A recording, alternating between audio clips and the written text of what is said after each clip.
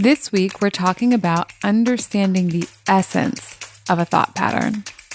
You are listening to Love Your Job Before You Leave It, the podcast for ambitious, high-achieving women who are ready to stop feeling stressed about work and kiss burnout goodbye forever. Whether you're starting a business or staying in your day job, this show will give you the coaching and guidance you need to start loving your work today. Here's your host, career coach Corey Lynn. Hey y'all, happy Wednesday to you. I hope this day finds you just like having a ridiculously fantastic day, like maybe for some really exciting reason, maybe for no fucking reason at all, but just like yummy, delicious. And if it doesn't, I love you just as much. We have lots of tools for those days as well. And yummy days are coming for you too, my friend. They're coming because life is 50-50. So even if things are shitty and falling apart, sometimes they're not always that way. Although I know while they are that way, it can feel like they will always be that way, but they're not. So this week, I'm so excited to talk to you about a new teaching that I kind of just came up with through coaching one of my clients in SAF. And I think it's an idea I've probably had before and I've maybe coached on before, but the way I said it this time and the way I thought through it this time, I was like, oh man, everyone on the podcast needs to know about this because I think it's really impactful. Okay, so the client, and I got permission to share what they were getting coached on. The client was talking about this like thought pattern that they've learned from their dad, okay? And I just want to take a minute, and I think I've said this before, but let's say it again. When I talk about my clients, I just use they for all of them, even though that's not everyone's pronouns, just to add an extra layer of anonymity. So if you're ever listening and I'm talking about you and those aren't the pronouns you prefer, I'm sorry about that, and I respect your preferred pronoun usage 100%.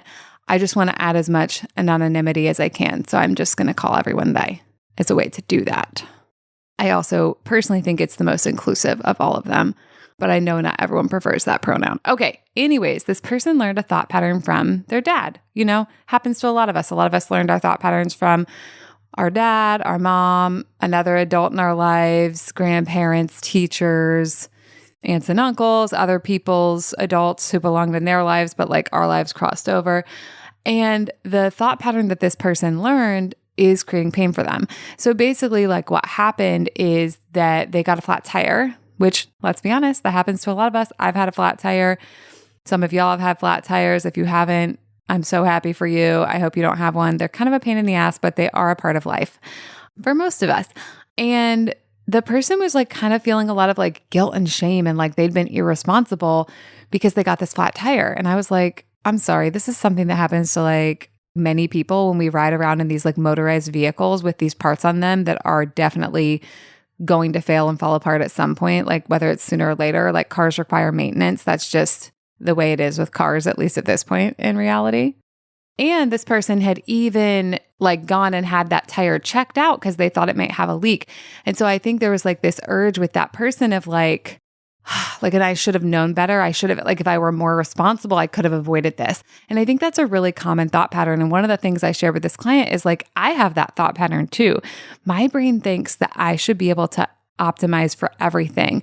And I'm a person who's actually really good at optimizing. And part of that is because I have that brain that catastrophizes and thinks of like so many things that could go wrong. And one of the things I've taught about before in the podcast is the idea of useful content and like looking at our catastrophizing thoughts as a way to understand like things we may, you know, like we pull that useful content out and we may want to do something about it, right? So I actually really treasure about myself that ability to anticipate every problem and solve it ahead of time. But the reality is it's not going to be every problem. Like my brain for sure is like, it should be every problem. You should anticipate and solve all of them. That's how my brain talks. But I can't and I don't because I'm a human. And because sometimes I come across things that like I didn't know how to anticipate before they'd ever happened in my life. And if I'm honest, like the way I became a person who can anticipate a lot of things is because a lot of stuff happened to a very unsuspecting child, Corey, who then was shocked and like disturbed and unsettled by so many things. And those big fucking feelings I had as a child and like me not really knowing how to grapple with those feelings or what to do with them probably is what turned me into a catastrophizer. And then I had to like be a catastrophizer for a while and deal with all the stress and anxiety of that before I could then be like, wait a minute, I can use this I mean, when I was doing it earlier in my life, I was sometimes like using that as a way to like anticipate and manage things. But a lot of times it was just like making me feel like fucking terrible and out of control. Okay, so this is like a little micro lesson in this podcast, which is like the brain will find something you do that's like good and wonderful, like your ability to anticipate and solve things ahead of time. But then it'll be like, you should be able to do that all the time. So anytime you are doing it, those don't count because you're doing it the way you should be all the time. But then you didn't do it these 3 times. So now we have to feel shitty. And I just think that's really interesting. It's like if you're doing something well 97% of the time, but your brain is like, now feel bad about it. I'm like, wait a minute. I don't think that's a great plan for like having a fun and enjoyable life or like a satisfying as fuck life or even a successful life and career.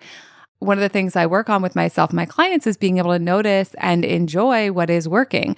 And so instead of being upset that a few times I'm not able to anticipate and solve ahead of time, one of the things I really work on and am still working on, like, let's be honest, we're all a work in progress here, is like really being like, wow, but I do anticipate what won't work and solve it ahead of time so much of the time.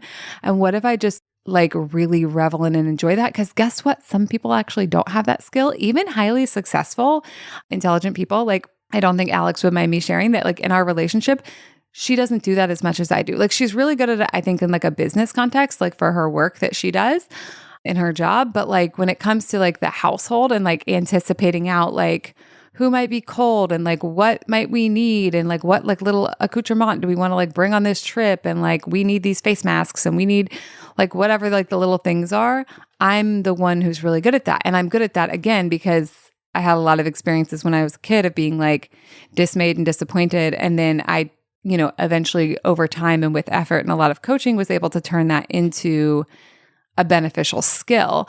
But again, if I don't enjoy that beneficial skill, then it's still a symbol of pain in my life. And that's no fucking fun. And it makes me feel shitty, helpless, get in the pit of despair, and then give up on things. So that's for sure not what we want. Okay, so that's the micro lesson on that. But the bigger lesson and what this podcast is all about is understanding the essence of your thoughts, right? And sometimes it's about understanding the essence of thoughts like from the point of view of your brain. And sometimes it's about understanding the essence of the thought from the point of view of the person who taught the thought to you. Okay, so in this example, the person learned the thought from their dad. And I said to them, I'm going to read my actual coaching to y'all. I said to them, like, why do we think your dad may have instilled this idea in you? Like the idea of being responsible, the idea of like making sure you take care of everything for yourself and you anticipate things ahead of time as much as possible, blah, blah, blah. And the person was like, oh, to protect me, right? And I was like, yeah, exactly. But is this thought pattern actually protecting you? Is it actually protecting you, or is it just making you feel like shit when you're imperfect? Right? And if the thought's not protecting you or not protecting you as well as you want to be protected, because sometimes we have thoughts that like are doing 70% of the job, but like maybe we want something a little bit better or like something that does 70% but doesn't guilt and shame us, right? So if it's not doing the job or if it's not doing it as well as we want it to, could we perhaps keep the essence of that like thought without keeping the thought itself, without keeping the specific rules and teachings that the thought is encased within, right? So as example, for this client, their dad taught them things, lessons about life and rules about life because he wanted to protect them. And there's something I think very beautiful about that. Because like, I'd love to say this life is all like, cozy peachy, but it's fucking not. And it's not. And it's full of like dangers and inconveniences and problems, right? So the dad was like trying to protect them. Now, the thought that the dad gave them to help them protect themselves is making that client feel shame. So I would argue that that thought's not doing the job it was meant to do. And this happened to a lot of us, a lot of our parents, and probably because of the way they were parented and the thoughts they learned, they tried to use shame to make us behave in ways that they actually did think would be for our benefit and that they actually did think would serve us. But shame was just like the functionality in the vehicle, or fear, or like, other things like that. So that's just good to know, because when we realize that, we can keep the essence of the thought, but we can change the construction of the thought. We can change like what the thought literally means. So instead of a thought like, I should have known better, or a thought like, this is all my fault, or I should have been able to like, whatever, like, fa la la la, like I should have been able to prevent this. We can choose a thought like, I know how to protect myself in this situation, or I can be a person who protects myself, or people who take good care of themselves sometimes get flat tires. I personally believe that to be very true. Like, we can't anticipate everything, and shit does not always go according to plan. So when we look at the essence of the thought, we can like kind of appreciate what the other person did, even if the actual thought that they gave us isn't really fucking working out for us in the like straightforward way they gave it to us, like in the literal language.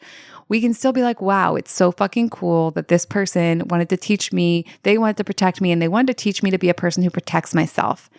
That's really wonderful. I actually really value that. I appreciate that. However, the specific sentence that they encased that teaching in, maybe not fucking working for me so much. Maybe not what I want to be thinking to myself. Ooh, look, it makes me feel shame. And when I feel shame, I want to hide. And when I hide, I actually don't create the life I want. And maybe I don't even protect myself, right? And this is really interesting, actually, because a lot of thoughts do the opposite of what they sound like they're going to do, right? So when we can get to the essence, it can be so much easier to change the thought to something more useful because we're like, wait, the essence of what this thought is trying to accomplish and what this thought actually creates in my life when I think it are opposed. So maybe I'm going to go with the essence instead of going with like the top level meaning. Okay, so that's when we learn thoughts from other people. And listen, I know some of y'all are thinking like, okay, but sometimes people taught me thoughts and they were not trying to help me and protect me and they were not looking out for my best interest. That may be true. There may be people who taught you thoughts who wanted to harm you. That may be possible in this world. But when you look at the essence of like both the thought and what you think the person was trying to do, if you discover you think the essence was they were trying to hurt me and make me feel bad about myself, I think that's also good to know, because then you can be like, oh, wow, this thought was designed to hurt me and make me feel bad about myself. So get rid of it. Get rid of all of it. Just get it the fuck out of here. Delete, delete, delete, right? Now, I want to also talk about why your brain may repeat thoughts, because there's like the inputs that fed the thoughts to your brain when the thoughts were new, which is often like parents, authority figures, but could be peers, other kids when you were a kid. Could also be like just things your brain interprets from like watching movies or like engaging in other media. And then there's also thoughts that like you can already see aren't helpful, but your brain keeps repeating them to you. And so the way I like to think about this is also thinking about like, what's the essence of what's happening here, right? So if my thought is repeating a thought to me that I know isn't helpful, I could believe my brain's an asshole. And when I was younger, like a few years ago in thought work, I thought my brain was an asshole a lot of the time. But ultimately I was like, that thought's not really working for me, because that just makes me feel like I'm at war with myself. I'm at war with my own organs. Is the brain an organ? I don't fucking know, y'all. I'm not a scientist. I'm at war with myself, right? I have to be divided. I have to be like, protect myself from myself. And I was just like, I don't fucking like any of this. And there's this other idea. I think I actually learned it from Janine Roth, which is interesting because she writes weight loss book. And I'm like absolutely not a weight loss person. I'm much more of a like, your body is an animal who can be your friend kind of person. Because I also think we could do a whole podcast about this, but weight loss is it's a cultural thing that's like a tool for control and like makes people hate their bodies, blah, blah, blah. We're not going to get into all of that right now. But I just wanted to, put a little blurb in there about that, because Janine Roth is well known for being this weight loss writer, but she taught this idea that I thought was really compelling. And the idea was to assume that you're sane and you're doing things for good reasons. So she teaches a lot about like people who are struggling with eating. And it's interesting because you may be wondering, why did I even read her books if I'm not about weight loss? And the answer is I read an article once about her and didn't even realize they were about weight loss, which I don't know how I didn't, but I picked up one of her books and I just kind of ignored all the weight loss stuff because there's so many other teachings that in there to me were super valuable. And so, there are people who like binge and they're like, oh, this behavior doesn't make sense. Like, why would I do this? And she kind of has this teaching of assume you're sane and that what you're doing does make sense. And I found that to be a really powerful idea, because if we think like we're insane and our behavior doesn't make any sense, I feel like that can be very unsettling. And again, it can make it hard to trust yourself. It can make you feel like at war with yourself, versus assuming it's sane and your brain's doing it for a good reason, but your brain's just confused about like how to help you get what you want or how to get what it wants. Okay. Like an example could be like an imposter syndrome thought, right? So if your brain has the thought like, I fucking suck at this, right?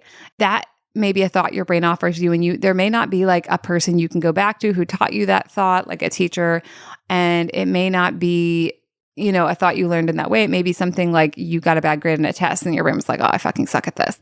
Doesn't matter like why you have the thought. Let's just say you have the thought, you can see it's not helpful, but you're having a really hard time putting it down, letting it go and not thinking it anymore. In that case, I think thinking about like what is the essence of this thought can also be really useful and can help you transcend that thought pattern. And so if you have the thought like, oh, I fucking suck at this, like what's the essence of this? Like what is the brain trying to accomplish by thinking this all the time? Why is the brain telling me this? Like what's going on here? What is the brain trying to do? And it could be different for everybody, but one of the things I've seen commonly for myself and for others with this thought, oh, I fucking suck at this, is the brain's trying to protect us from feeling bad, but like weirdly, the brain's trying to protect us from feeling bad by like making us feel bad now. And so it's like kind of almost this like the brain's like, well, I would hate to think I'm good at things and then later discover I'm not good at them. That would feel very scary and unsettling. So if I just go ahead and think I'm bad at them, like that's safer. And I think that's really interesting because like it kind of doesn't make sense, but it kind of does make sense, right? And I think like going back to like assuming you're sane and assuming you're doing things for good reasons, I think like the brain trying to protect you is the reason that we do lots of stuff. And stuff that when we really look at it, we're like, this doesn't make any fucking sense. But again, in this other way, it does make sense, especially for anyone who thinks the feeling of disappointment or regret would be really, really intolerable.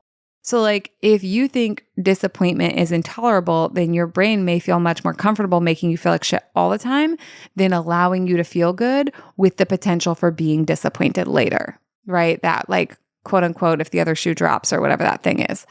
And I think also for a lot of people, feeling good, feeling happy, feeling like successful, feeling satisfied as fuck can be very uncomfortable. It can feel very alien. Again, like that's part of why in my programs, we like work on being able to feel that. People always think like that shouldn't be a skill, but it is a skill because the brain only wants to do things it's done before because it thinks those things are safe. So again, the brain doing things that seem like they don't make sense, but they do. Anything you felt before that didn't kill you, your brain's like, well, it wasn't great, but it didn't kill me. I didn't die there. So play it again, right? So understanding that about your brain can help you kind of come to terms with like sometimes at first and repetitively, success and satisfaction can feel very unsettling. And we may have to learn how to tolerate, how to metabolize, how to allow those feelings. And if your brain keeps offering you these really painful thoughts like, ugh, I fucking suck at this, it may actually be trying to like the essence of what it's doing, may be trying to help you and protect you from potential future pain. Okay, so to review, brains have thoughts for reasons and people teach us thoughts for reasons. And when we really dig into like, what is the essence of this thought? What was this person trying to accomplish by teaching me this thought? And what is my brain trying to accomplish by repeating this thought? Then first of all, it's often easier to shift thoughts that are unhelpful, but it also like helps us understand and have compassion for ourselves and others. And I think it can kind of just make everything that we're dealing with like a little lighter. Like, I'm like, oh yeah, brain, of course you're saying like, I fucking suck at this because you're scared. And like, if I treat my brain like it's a sweet, scared person who's trying so hard to help me and protect me, I have so much more gentleness and so much more softness and even like humor. And I can also be like, you know what, brain, it's okay. I'm pretty good at this. And if I'm not good at it and I make a mistake or fuck things up, like that's okay. I actually have the capacity to feel disappointed. I have the capacity to tolerate that. And I also have the capacity to fucking figure it out, move on, make amends, do whatever I need to do to handle whatever arises. And you know what? So do you. But if all of this like sounds cool, but like way too much work to do on your own, guess what? You don't fucking have to. And I do think it's actually much more fun, more enjoyable, and more effective to do this work with others. So I think you should come and sign up for a Satisfied as Fuck consult. That's right. Satisfied as Fuck consults are open now. The wait list is done and we're moving into consults, and come and get on one and let's talk about what it would be like for you to be satisfied as fuck in your life and career. Let's talk about what it would be like for you to join a community of wonderful people who are working on the same shit you're working on, creating a satisfying as fuck life, creating a satisfying as fuck career, and creating so much like joy and delight, and going really deep with your brain and like understanding your brain, having a better experience with your brain, having fun with your brain, and just having a great time and being able to accomplish all the big shit you want to accomplish too. So you can scoot on over to my website, sign up for a consult call, and let's have a conversation about it. And with that, let's say adieu, and I will talk to you next week. All right, y'all, have a great week. Bye. Thank you for listening to Love Your Job Before You Leave It. We'll have another episode for you next week. And in the meantime, if you're feeling super fired up, head on over to CoreyLynn.com for more guidance and resources.